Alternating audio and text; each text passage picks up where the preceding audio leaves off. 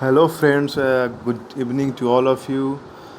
Today, I have come with a very good trick, a very good subject, and with a powerful trick, which is regarding for history and today important acts in British India जो before 1857 और after 1857 के बीच में रहा।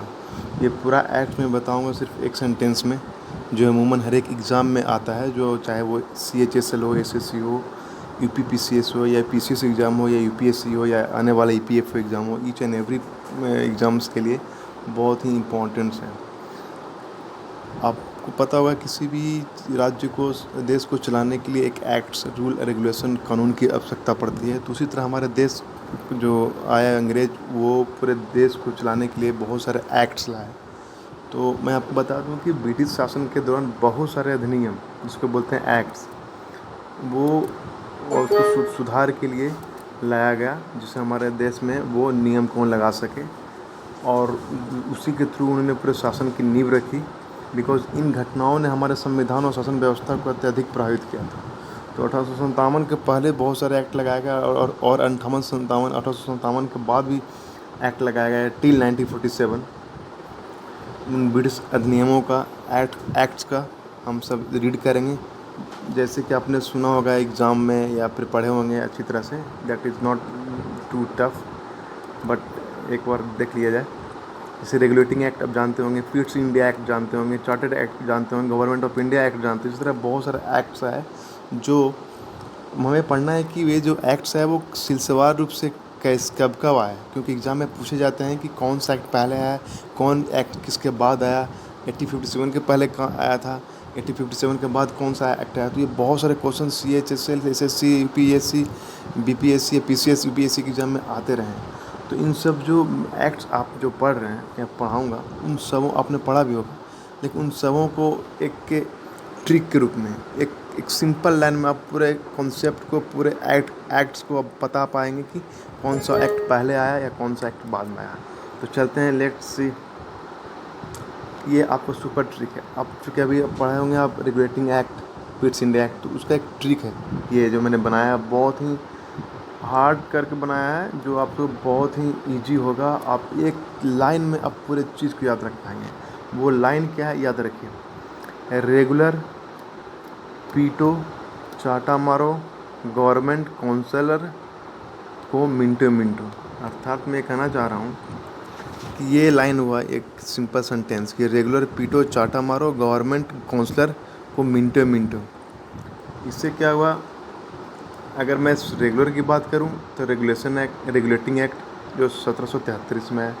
जैसे ही regular, पीटो means आ गया आपका पिट्स India act. कौन सा है, पिट्स इंडिया एक्ट। चाटा मीन्स चार्टर एक्ट। तो मुझे मालूम है कि चाटा है जो पीटो के बाद ही आएगा, तो फिर चाटा वो पिट्स इंडिया एक्ट के बाद ही आया होगा, इस बात को ध्यान आ जाता है। तो मैं आपको बता दूं कि जैसे रेगुलर, पीटो, चाटा मारो, गवर्नमेंट काउंसलर को मिनटों मिनटों, इससे मतलब रेगुलर से हो गया रेगुलेटिंग एक्ट, आपको याद रहोगे 1773 में आया था। पीटो से हो गया पिट्स इंडिया एक्ट, चाटा से हो गया चार्टर एक्ट। ये चार तरह के चार्टर एक्ट आए थे, एक 1793 में, एक 1813 ईस्वी में, एक चार्टर एक्ट आया था 1833 ईस्वी में, 1853 ईस्वी में। और फिर गवर्नमेंट से हुआ गवर्नमेंट ऑफ इंडिया एक्ट, ये बहुत इंपॉर्टेंट है, जो 1858 में आया था। फिर काउंसलर से हो गया इंडियन काउंसिल एक्ट, ये 1801। ये दो काउंसिल एक्ट आए थे, कि एक हुआ, एक दो हुआ। तो ये दो आए थे 1861 में और 1892 ईस्वी में।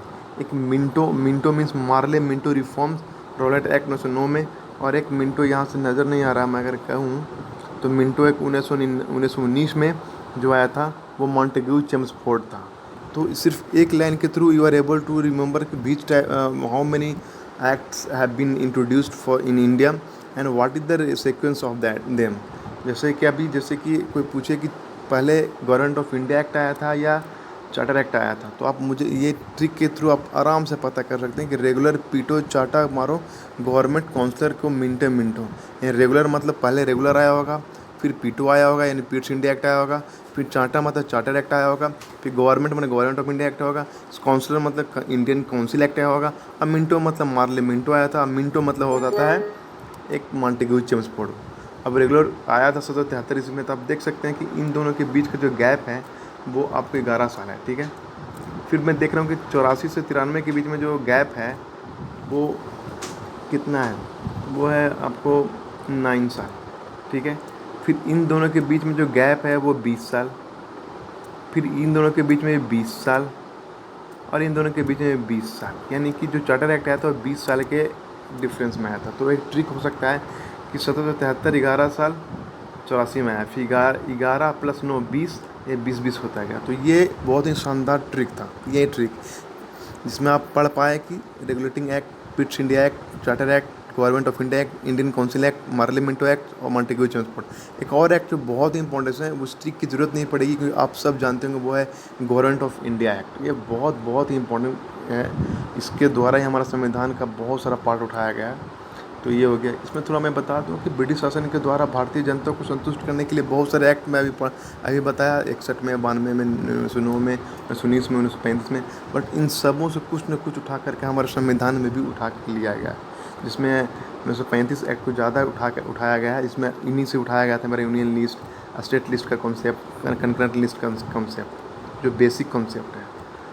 तो ये था इस एक्ट का ट्रिक।